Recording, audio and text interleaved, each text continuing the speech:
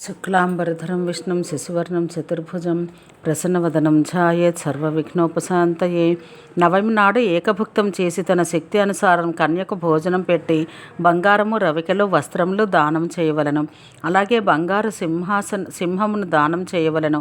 అట్లు చేసినవాడు శివపదమును చేరును. ఇలా చేసినవాడు అర్బుద జన్మల రూపవంతుడై శత్రువుల చేతిలో పరాజితుడు కాడు. మానవులకు ఆనందం కలిగించే ఈ వ్రతం వీరవ్రతం అంటారు. చైత్రాది 4 మాసముల కాలము దయాగుణం కలవాడై జలాన్ని దానం చేయవలను. వ్రతం చివరిలో అన్నము, మాణిక్యము, వస్త్రము, తిలాపాత్ర, బంగారము ఇవ్వవలను. దీనివల్ల కల్పకాలం బ్రహ్మలోకంలో ఉండి కల్పాంతంలో ఐశ్వర్యవంతుడై జన్మించును. ఈ వ్రతాన్ని ఆనంద వ్రతం అందరు. సంవత్సర కాలం పాటు పంచామృతంతో అభిషేకం చేసి సంవత్సరాంతంలో పంచామృతములతో గోవును బ్రాహ్మణునికి దానం ఇవ్వవలను. ఇలా చేసినవాడు శంకరుని పదం పొందును, కల్పాంతంలో రాజగును. ఈ వ్రతాన్ని ధృతి వ్రతం అంటారు. ఏడాది కాలం పాటు మాంసాహారాన్ని త్యజించి వ్రతం సమాప్తమైన పిదప గోవును బంగారు జింకను దానం చేసినచో అశ్వమేధ యాగం చేసిన ఫలం పొందును. ఈ వ్రతం చేసినవాడు కల్పాంతంలో రాజగును. దీన్ని అహింసా వ్రతం అంటారు. వేకువజామున నిద్రలేచి స్నానం చేసి దంపతులను పూజించవలను. వారికి భోజనం పెట్టి శక్తి అనుసారం పూలు, వస్త్రంలో బంగారము వారికి సమర్పించవలను. అటువంటి వాడు కల్పకాలం పాటు సూర్యలోకంలో వసించును. దీన్ని సూర్యవ్రతం అంటారు. ఆషాఢం మొదలు 4 నెలల పాటు ఉదయాన్నే స్నానం చేయవలను. కార్తీక మాసంలో బ్రాహ్మణునికి భోజనం పెట్టి గోవును దానం ఇవ్వవలను. అలా చేసినవాడు విష్ణులోకం పొందును. దీన్నే వైష్ణవ వ్రతం అంటారు. ఒక అయినం నుంచి మరొక అయినం వరకు పువ్వులో నెయ్యిని విడవవలను. చివరిలో పువ్వులో అన్నం ఘృతధేనువును బ్రాహ్మణునికి సమర్పించవలను. అలా చేసినవాడు శివపదం పొందును. ఈ వ్రతము శీలమును, మంచి ఆరోగ్యమును కలిగించును. దీన్నే శీలవ్రతం అంటారు. ఎవరైతే 15వ రోజున పాలను మాత్రమే ఆహారంగా సంవత్సర కాలం స్వీకరించి సంవత్సరాంతంలో శ్రాద్ధంనిచ్చి పాలిచ్చే 5 గోవులను, ఎర్రని వస్త్రాలను, నీటితో నింపిన కుంభమును దానమిచ్చును అతడు విష్ణుపదమును పొందును. ఈ వ్రతంను పితృవ్రతం అందరు. సంధ్యాకాలంలో దీప ప్రదానం చేసి నెయ్యిని, నూనెను వర్జించవలను. ఈ విధంగా సంవత్సర కాలం గడిచిన పిమ్మట బంగారు దీపమును, చక్రమును, శూలమును, బంగారమును, వస్త్రయుగ్మమును బ్రాహ్మణునికి దానం ఇవ్వవలను. అటువంటి వాడు తేజోవంతుడై రుద్రలోకమును పొందును. దీన్నే దీప్తి వ్రతం అంటారు. కార్తీకాది తృతీయ యందు గోమూత్రమును, యవకములే చేసిన పదార్థములను రాత్రిపూట తింటూ గడపవలను. ఈ విధంగా సంవత్సర కాలం గడిచిన పిమ్మట ఒక ఆవును దానం ఇవ్వవలను. అటువంటి వాడు కల్పకాలం గౌరీలోకంలో ఉండును. ఆ తర్వాత భూమిపై రాజగును. ఈ వ్రతం సదా కళ్యాణమును కలిగించును. ఈ వ్రతంనే రుద్రవ్రతం అంటారు. 4 నెలల పాటు గంధలేపనం వదిలి శుక్తి గంధము, అక్షతలు, తెల్లని వస్త్రములను దానమియ్యవలను. అలా చేసిన వాడు వర్ణలోకమును పొందును. ఈ వ్రతంనే దృఢవ్రతం అంటారు. వైశాఖ మాసంలో పువ్వులు మరియు ఉప్పును వదలవలను. బ్రాహ్మణునికి గోవును దానం ఇవ్వాలి. అటువంటి వాడు కల్పకాలం విష్ణుపదమును పొందును. పిదప భూమిపై రాజగును. ఈ వ్రతం కోరిన కోరికలు తీర్చును, కీర్తిని ప్రసాదించును. దీన్ని శాంతి వ్రతం అంటారు. బంగారంతో బ్రహ్మాండమును చేయించి దాన్ని నువ్వుల రాశితో నెయ్యితో దానమిచ్చి బ్రాహ్మణుని సంతృప్తిపరిచి బ్రాహ్మణ దంపతులను పూలతోనూ, వస్త్రములతోనూ, ఆభరణములతోనూ పూజించి యథాశక్తిగా కనీసం 3 ఫలముల కంటే ఎక్కువగా బంగారం దానమిచ్చి విశ్వాత్మ ప్రీతి చెందునుగా కాని చెప్పవలను.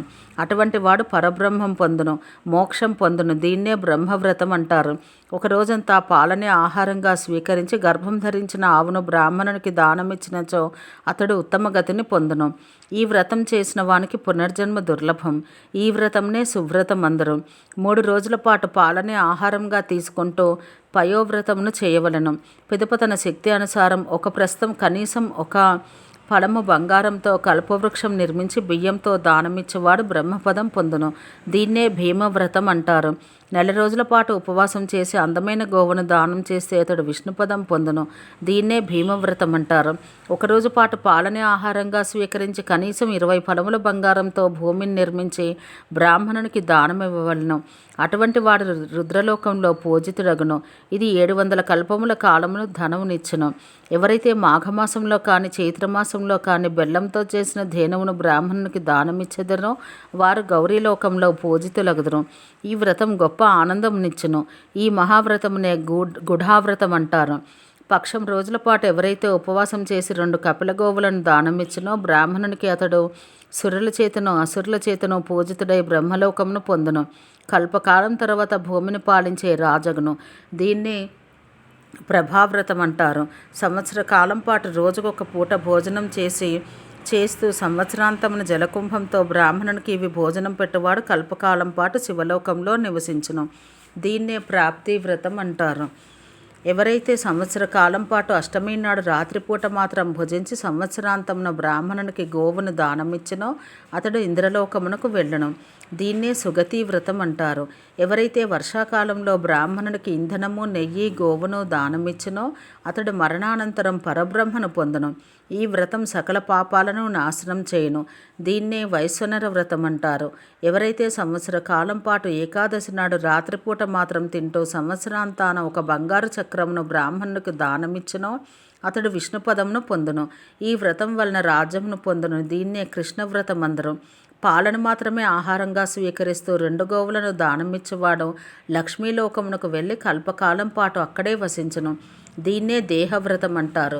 సప్తమి నాడు రాత్రిపూట మాత్రం భోజనం చేస్తూ పాలనిచ్చే మంచి గోవును బ్రాహ్మణునికి దానమిచ్చేవాడు సూర్యలోకమునకు వెళ్ళును. దీన్ని భానువ్రతం అంటారు. చలికాలంలో చతుర్థి నాడు రాత్రిపూట మాత్రం భుజించవలను. వ్రతాంతంలో బ్రాహ్మణునికి 2 గోవులను దానం ఇవ్వవలను. ఈ వ్రతం చేయటం వలన శివలోకం ప్రాప్తించును. దీన్నే వైనాయక వ్రతం అంటారు. చాతుర్మాసంలో మహాఫలములను వదిలి వ్రతాంతమున 2 గోవులను 2 బంగారు ఫలములను బ్రాహ్మణునికి దానమిస్తే సూర్యలోకమును పొందును. దీన్నే సౌరవ్రతం అంటారు. ఎవరైతే 12 ద్వాదశులు ఉపవాసం చేసి పూజించి తన శక్తి అనుసారం బ్రాహ్మణునికి గోవు, వస్త్రంలో బంగారం దానమిస్తే పరమగతిని పొందును. దీన్ని విష్ణువ్రతం అంటారు. ఎవరైతే సంవత్సర కాలం పాటు చతుర్దశి నాడు రాత్రిపూట మాత్రం భుజిస్తూ సంవత్సరాంతమున 2 గోవులను బ్రాహ్మణునికి దానమిచ్చినో అతడు శివపదం పొందును. దీన్నే త్రయంబక వ్రతం అంటారు. 7 రాత్రుల పాటు ఉపవాసం చేసి చివరిలో నెయ్యి నింపిన పాత్రను బ్రాహ్మణునికి దానమిస్తే అతడు బ్రహ్మలోకమును పొందును. దీన్నే వారవ్రతం అంటారు. ఓం సహనావవతు సహనో భునత్తు సహ వీర్యం కరవావహై తేజస్వినావధీతమస్తు మా విద్విషావహై. ఓం శాంతి శాంతి శాంతి.